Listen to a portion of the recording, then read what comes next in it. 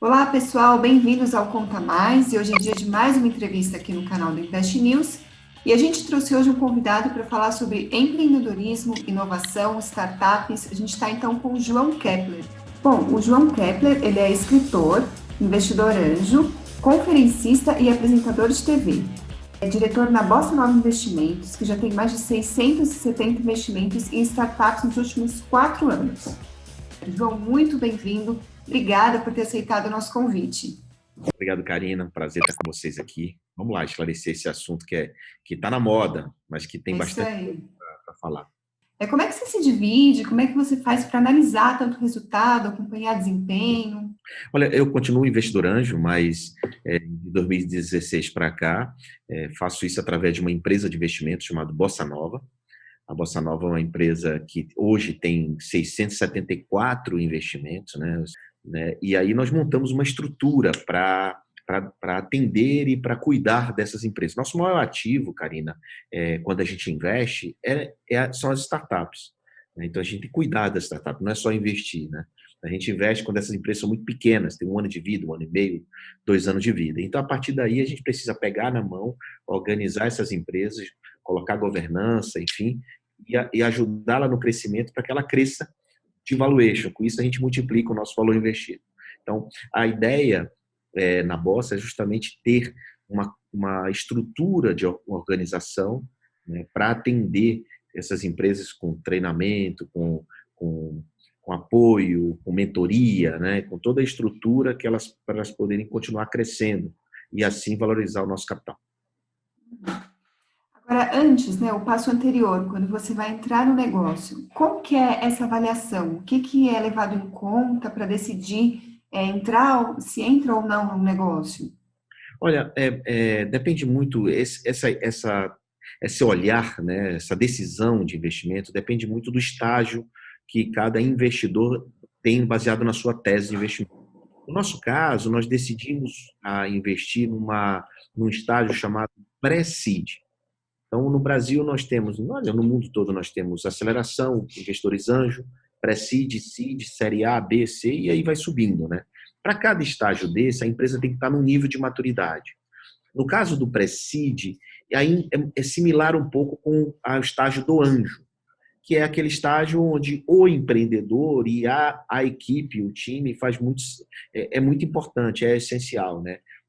Se aquele time vai ter condições de entregar aquilo que eles estão promovendo. Então, nesse estágio do pré-seed, é uma mistura não só da capacidade do time para desenvolver aquela operação, daquela startup, aquilo que está sendo prometido, mas também alguns KPIs, algumas coisas que a gente analisa do business, do negócio, como, por exemplo, qual é o resultado mensal dessa empresa, qual é o seu MRR se for um SaaS, quantos clientes cancelam por mês, a gente chama de churn, qual o custo de aquisição do cliente, o CAC, né? Quanto tempo esse cliente fica é, na operação sem cancelar em relação ao custo de aquisição, a gente chama de Lifetime Value, LTV. Essa sopa de letrinhas são pontos de análise que a gente coloca para decidir se investe ou não. Porque o estágio que nós investimos, a empresa ela já tem que estar faturando, ela já tem que estar operando, chama de operacional. Não é só ideia na cabeça, só no PowerPoint. Então, nessa ideia do PowerPoint e tal, é um pouco de aceleração, investimento anjo, um pouco anterior ao nosso estágio de investimentos. São empresas que têm aí um faturamento médio aí de R$ 70 mil mês, mais ou menos por aí, 50, por aí. João, dentro de tantos indicadores que devem ser observados na hora de tomar a decisão de entrar ou não no negócio, quais são os que você observa como que mais frequentemente acabam fazendo com que o investimento não aconteça, o que acaba atrapalhando o negócio para se concretizar? Bom, cada segmento, cada modelo de negócio tem uma característica específica. No caso, o que eu gosto muito de olhar é se essa empresa ela está rumo certo ao ponto de equilíbrio, ao break-even. Fora isso, uma outra coisa que a gente observa é o Product Market Fit, que é a junção de produto, se o produto e serviço está no mercado correto, se a precificação está correta, se o modelo de negócio está adequado, inclusive para aquela persona, que é o público que vai comprar. Muitas vezes, quando uma dessas coisas não está encaixada, aí não consegue encontrar o Product Market Fit. Então, são essas duas coisas, assim, basicamente, que a gente olha e quando sabe que, quando a gente percebe que o negócio não está indo, é porque ele não está com esses dois fatores, assim, bem ajustados ou num rumo claro até chegar nesse ponto, né?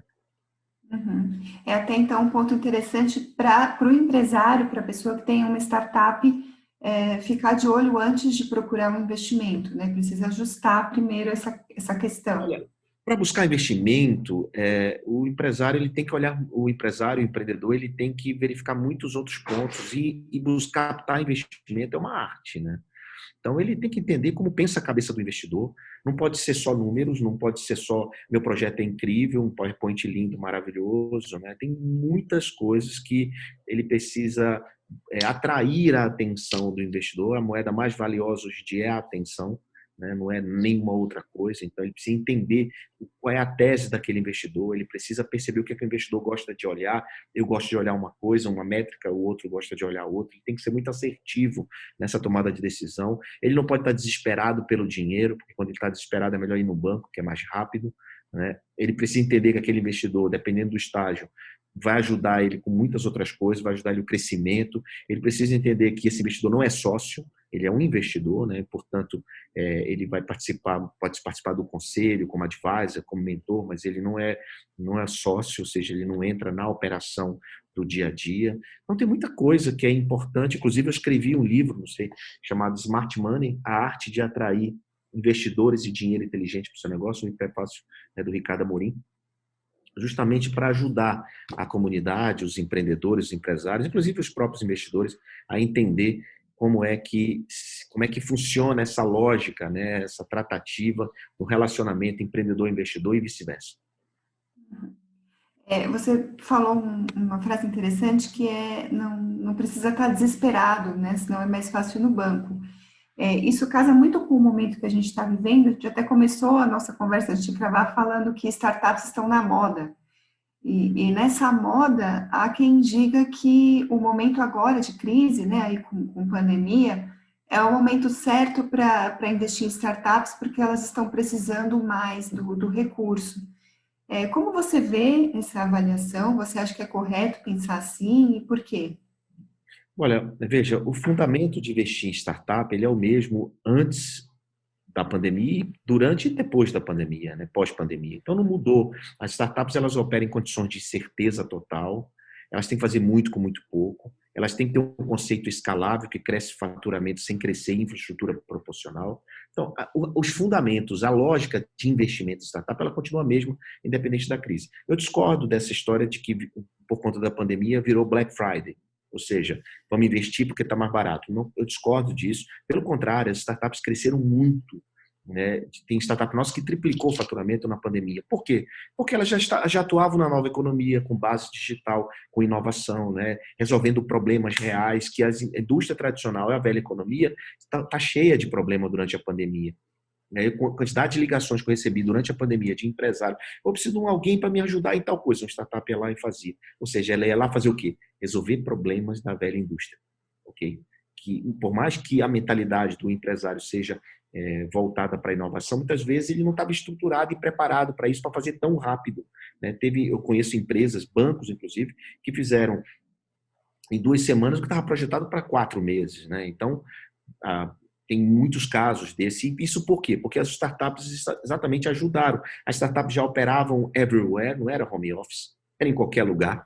Né? Então, as startups já tinham esse modelo operacional já muito difundido. E nós que fazemos investimentos já há muitos anos, eu passo há 11 anos de investimentos e nos últimos 4 como Bossa Nova, né? Eu tô vendo isso muito, eu vejo isso muito de perto, né? E o Brasil cresceu muito nessa quantidade de investidores, quantidade de dinheiro para o venture capital, que é o capital de risco, e também a quantidade de startups, né? São já, segundo a associação de startups, são mais de 14 mil startups registradas, né? Fora as que não são. Então, assim, o mercado simplesmente cresceu, né? E agora, pós-pandemia, podemos até dizer que não estamos no pós-pandemia, mas estamos indo para o pós-pandemia, elas se consolidaram como negócio, se consolidaram como estrutura de organização, várias e várias fusões, aquisições merge um comprando o outro, estão acontecendo. No meu portfólio mesmo, esse semestre vai ser incrível de vendas, de exits, de saída de startups para vendendo para grandes empresas, porque as empresas dizem, peraí, por que eu vou desenvolver internamente se eu posso investir, posso me relacionar, posso contratar, posso fazer o que eu quiser com uma startup, né? Então, eu acredito assim que nós estamos num momento não de comprar barato ou de investir mais barato, porque as ações estão no melhor preço. Não discordo disso. Pelo contrário, nós estamos num momento onde essa palavrinha startup vai deixar de ser uma coisa de meninos em garagem. Ou vai deixar de ser assim apenas esses garotos, esse negócio da tecnologia. Não tem nada a ver. Startup é o seguinte, cara. Ou você usa uma, e todos vocês usam uma, o Waze, o Zoom, né? Nós estamos aqui no Zoom, no WhatsApp, Instagram. Isso foi uma startup. O Zoom, em 8 anos, abriu a IPO. Quem botou $500 mil, tirou quanto depois de 8 anos? O Uber, quem botou $25 mil, saiu com $124 milhões, 8 anos depois. Então, você tem vários e vários casos. Então, assim, não dá mais para você dizer, não sei o que é uma startup. Você usa uma. Ou você usa uma, ou você cria uma, ou você investe em uma. Não tem como você dizer que não conhece. Tanto é que a gente está aqui num portal, no Invest News, um portal grande, falando sobre esse tema startup. Uhum. Já vinha esses exemplos todos que você citou, a gente já vinha conversando de como as startups estão mudando a economia e continuam, né? Num momento como esse, em que surgem demandas tão novas e de uma maneira tão rápida, como que você vê esse processo de mudança que as startups causam na economia se acelerando?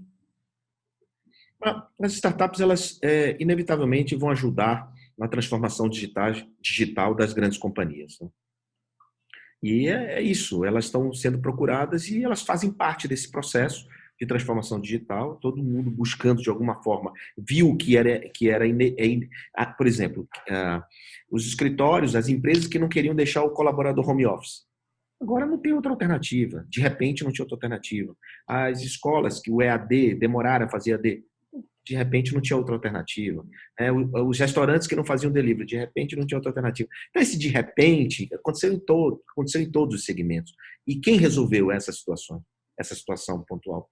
Muitas delas as startups. As startups resolveram isso. Então, assim, a transformação digital passa por usar serviços inovadores, serviços disruptivos e serviços até software, sites, sistemas e de modelos de negócio diferenciados, porque o modelo de negócio da economia tradicional, só para ficar bem claro, é comprar, vender, alugar e prestar serviço.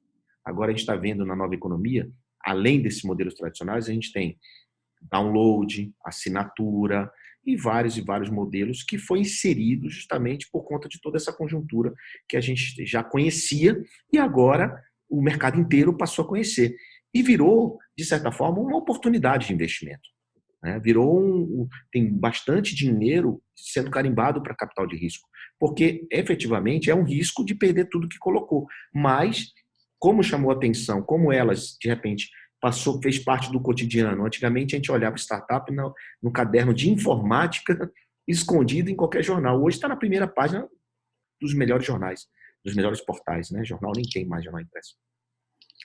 Então, assim, o que era um negocinho no cantinho, hoje virou referência para muitos. E a quantidade de unicórnios que o Brasil tem, a quantidade de empresas de $1 bilhão, a quantidade de novas startups aparecendo, todo dia tem rodada de investimento sendo anunciada. E isso faz com que os investidores tradicionais comecem a olhar, peraí. Então, e principalmente porque eles perceberam, identificaram que numa jornada de 10 anos, essa empresa um dia vai ser uma small cap, por exemplo, olhando em bolsa, né? E aí, por que não investir logo no começo, quando ela está no começo, se ela um dia vai ser grande? E se você olha os Estados Unidos, quantas empresas nós temos na B3 brasileira? Quantas empresas nós temos lá? Quantas empresas nós temos nas bolsas americanas? É uma diferença enorme. Agora, quantas empresas nós temos, startups, com possibilidade de investimento e que um dia serão grandes e poderão abrir oferta pública? Então, olhando só isso daí, já dá para entender por que as startups estão sendo muito procuradas para investimento hoje. Uhum. Agora, para quem está nos ouvindo, de repente, a gente até está falando, né, de oportunidade de investimentos, ainda mais no cenário como hoje. A gente tem, por exemplo, o Selic um nível bastante baixo, então muita gente enxerga uma oportunidade nova aí de investimento nas startups. Mas claro que a gente tem que ter em mente, como o João está dizendo aqui, que é um investimento arriscado, né? Existe aí uma chance de relativamente alta do negócio não crescer ou não dar certo. Como que você recomenda que o investidor faça essa avaliação de risco, João? Olha, antes disso, eu digo que a chance de dar certo, porque vai dar errado, né? Então, assim, é risco total, né? É muito complexo você, principalmente se você não fizer uma análise, uma gestão de portfólio, você investir num negócio só, é complicado, você investir sozinho, né? Então, eu digo assim, cara, primeiro, você quer investir em startup? Segue um líder, segue alguém que já faz, né? Tem vários grupos de anjos se reunindo e organizando, acho que é bacana que minimiza seu risco, né? E também, muito cuidado para não alocar a sua reserva, não alocar todo o seu investimento. Então, cara, eu digo assim, se você for muito arriscado, coloque até 10% do que você tem investido em investimento alternativo, né? E o startup é um investimento, podemos dizer, é uma opção de um equity futuro, mas ele é um investimento alternativo. É um investimento similar à renda variável, mas é um investimento alternativo. Então, até 10%. Quer segurança? 2%. Né? Então, você não pode, de maneira nenhuma, pegar tudo que você tem e alocar em startup. Não faça isso. Continue na sua renda variável, renda fixa, continue na sua gestão do portfólio, na diversificação dos seus riscos, dos seus investimentos. Muito importante isso e uma atenção, porque não faça, porque aquele projeto é maravilhoso, vai virar um Uber. Cuidado, muito cuidado. Se você não tiver alguém te orientando ou participando de um grupo que possa te ajudar nessa análise, nesse risco, é muito cuidado para fazer isso sozinho. A gente está falando então sobre investidores iniciantes, né, e com recomendações e dicas, mas como é que foi quando você começou, João? Eu tenho 40 anos empreendendo. Eu tinha um site de venda de ingresso em 2008 e era na internet, né? Mas me disseram que eu procurei saber e vi que tinha muito investimento para empresas como a minha nos Estados Unidos. Eu não sabia nem o que era uma startup, para você ter ideia. E aí apliquei para um fundo de investimento e fui lá oferecer minha empresa, oferecer aquela empresa e lá descobri o que era uma startup. Porque eu apresentei um PowerPoint, assim, com faturamento muito bom, mas eu apresentei estrutura, escritório, mesa, cadeira, carro plotado, funcionário com uniforme. Então, achava que aquilo era o que eles queriam ver. Na verdade, não queriam ver nada disso. Eles queriam ver coisas, por exemplo, qual é a tua recorrência, né? Queriam ver assim, qual é a performance, queriam ver outras coisas, a sopa de letrinha, como a gente chama as métricas.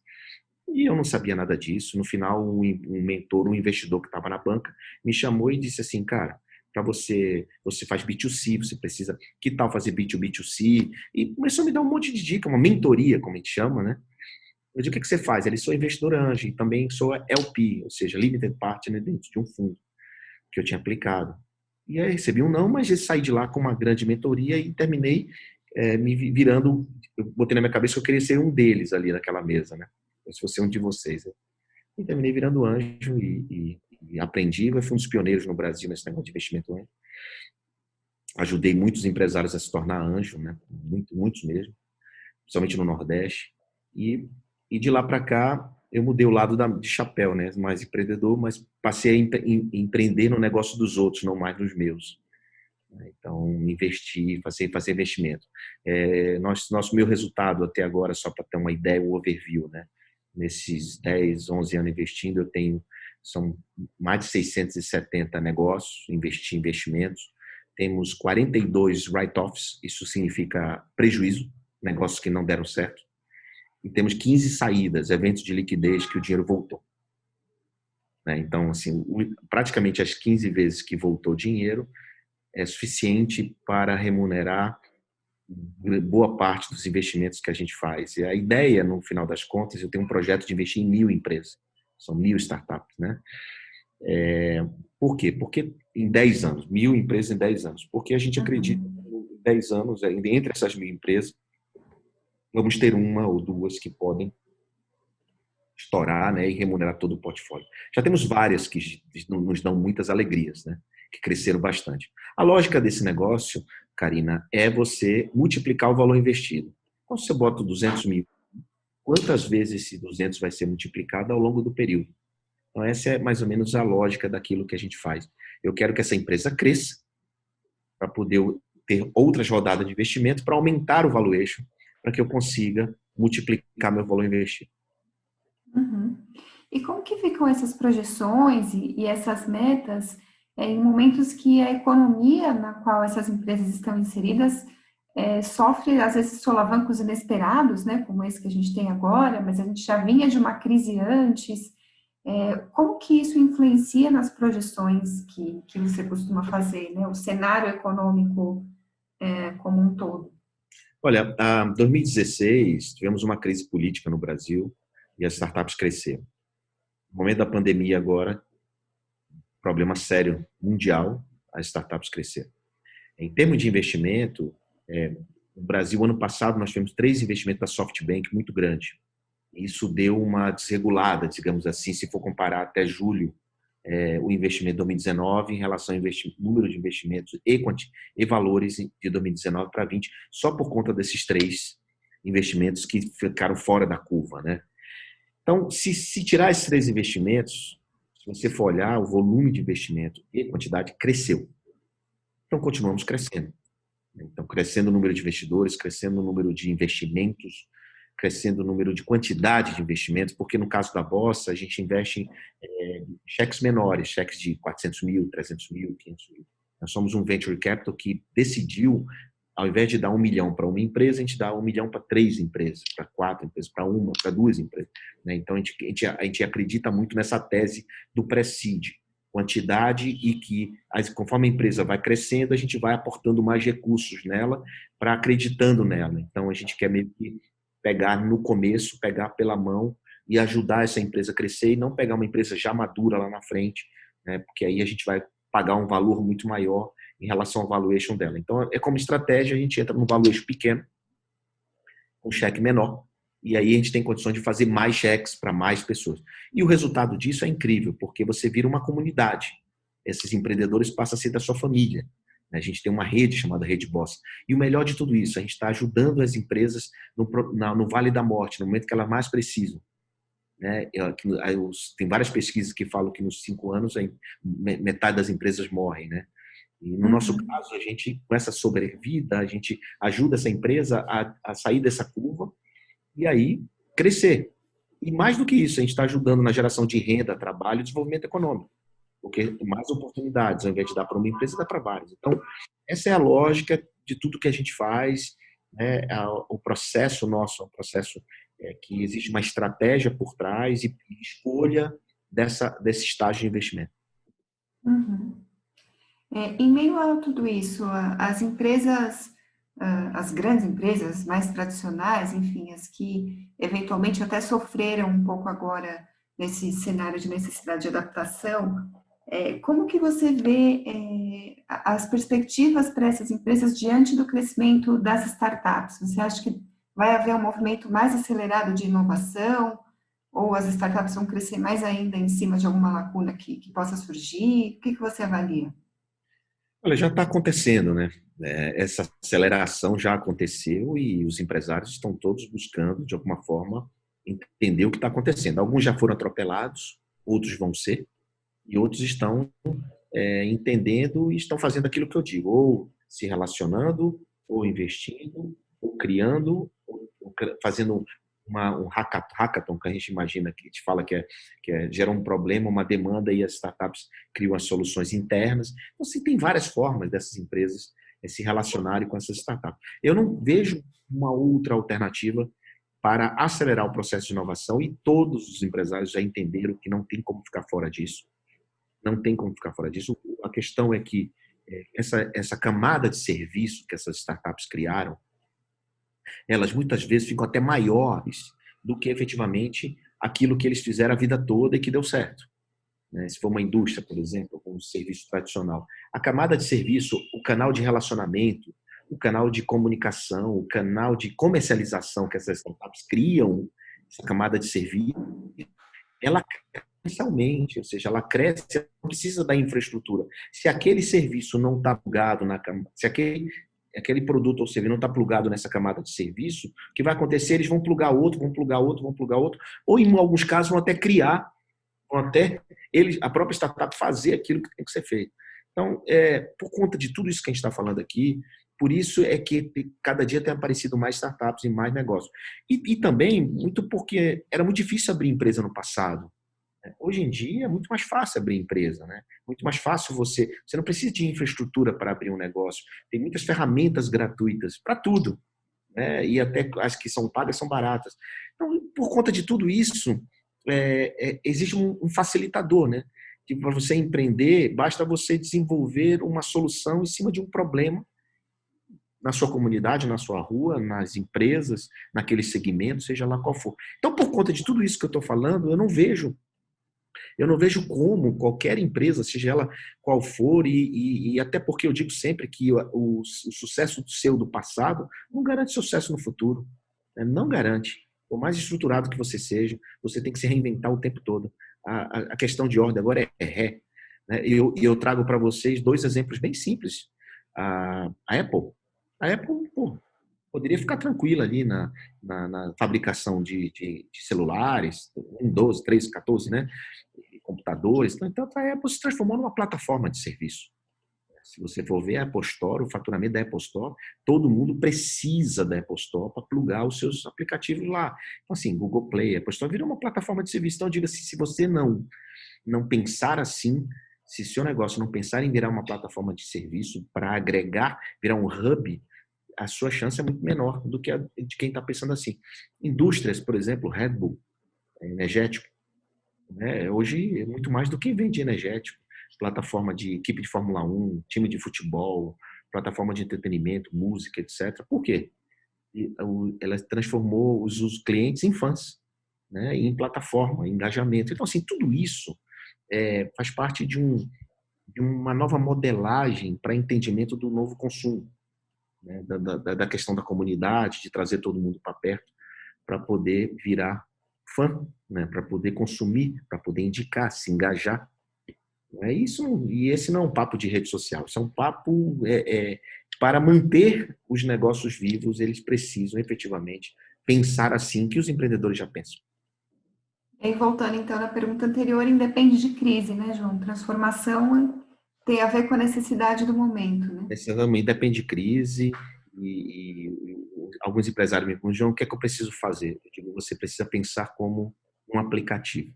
Como é que é isso que eu penso como aplicativo? Simples. Você se faz as perguntas. O aplicativo ele está atualizado? Tem qual o review dos usuários? Né?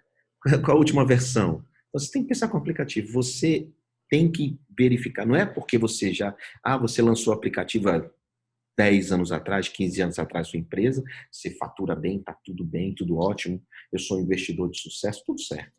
Cara, se você não pensar com o aplicativo, se você não se atualizar o tempo todo, você pode ficar para trás. E justamente pensando nessa história das grandes empresas, das médias empresas, empresas tradicionais, foi que eu escrevi um livro chamado Os Segredos da Gestão Ágil. Esse livro tem um prefácio do Jorge Paulo Lema. Justamente, qual é o segredo por trás das startups, das empresas valiosas? Mas mais do que isso, o que as startups precisam entender das grandes empresas? Precisam fazer o que as grandes empresas fazem. Controle, governança, compliance. Né? Então, assim, é um mix, uma troca muito inteligente das grandes empresas, das médias, das empresas tradicionais com as empresas da nova economia. Ou seja, não é só as grandes empresas que têm que entender de inovação como as startups, o cenário inverso também existe, né? Existe e é muito importante, e eu digo que uma startup ela precisa deixar de pensar só em vender, ela tem que crescer sim, mas com controle, tem que ter pressa sem ser apressada, porque senão atropela e quebra. E nós, investidores, nós precisamos estar sempre atentos a isso. E esse é um dos motivos pelo qual eu escrevi o Gestão Ágil. Maravilha, João, mais uma vez, muito obrigada pela participação, por ter aceitado falar aqui com a gente. O Conta Mais de hoje vai ficando por aqui. A gente agradece você que nos acompanhou e semana que vem tem mais. Muito obrigada, João. Valeu, pessoal. Obrigado. Até mais.